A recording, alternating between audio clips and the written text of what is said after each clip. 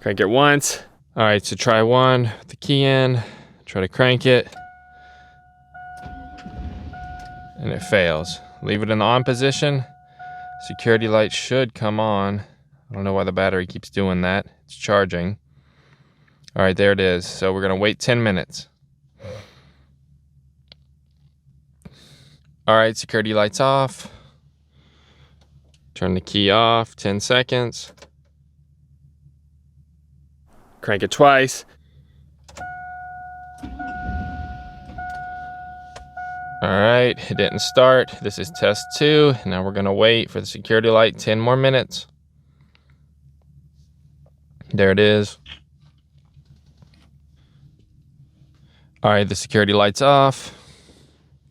10 seconds. Crank it 3 times. All right, this should be the 3rd time. It should crank after we let it sit this time. There it is. All right, the security light's off for the 3rd time. It should start, hopefully, 10 seconds. And there it is. It is running now. Sweet. Man, that's a pain. You know, if you mess up this procedure at all, turn the key wrong, right, you know, mess it up, got to start over. Truck dies, start over.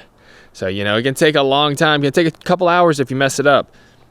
It takes 30 minutes if you do it right. 10 minutes, 10 minutes, 10 minutes.